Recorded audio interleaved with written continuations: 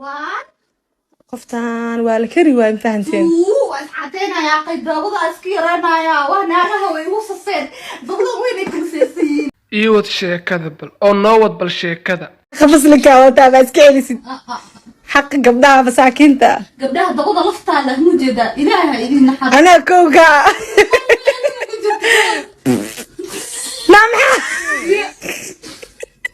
soo hay cayuubina gabdho maasha allah ilaah ku daayo 5 bis sida la wada og yahay dhaqaxumada lagu bartay gabadhan ama ee dhanka social media ay ku soo baahiso dhankaas oo TikTok oo ku soo shacbaxday ama dhankaas ay badanaa ay ku soo wada galaan iyada iyo gabdho aad u fara badan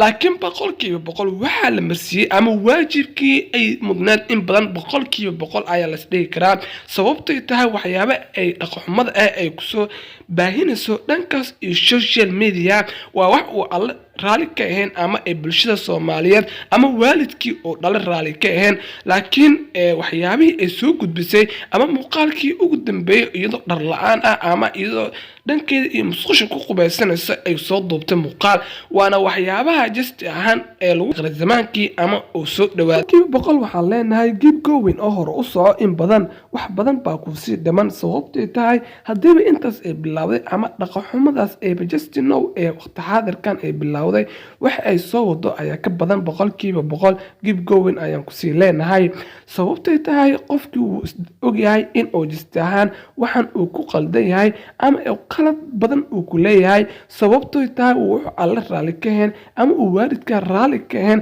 laakiin ay just ahaan waxaan shakhsi ahaantaada ama nolol ahaantaada ay mar noloshaada dambe ama aayahaaga dambe ay dhibaato aad u far badan ay u geysan doonto shakhsiyadaada taas oo ka dharagsan in badan ay just ahaan waxay soo gudbinaysaa ama ay dhanka social media ku soo baahinaysaa muuqaaladaas dhaqanka aad ku xun ama qof walba uu ka naxayo waxaan ani ahaan aad ula sii yaabay lama dhalamiya walaal lama dhalamiya gabadho oo ishto ama shakhsi ahaanteeda wax u sheego ama waaniyo waxyaabaha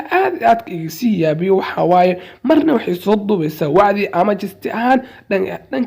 dhankeeda ahaan ama dhankeeda social media mar waxay ku soo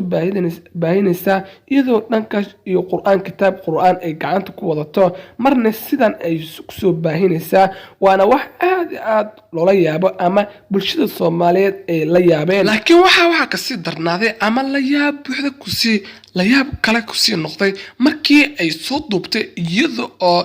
wax dhar ama wax shakhsiyan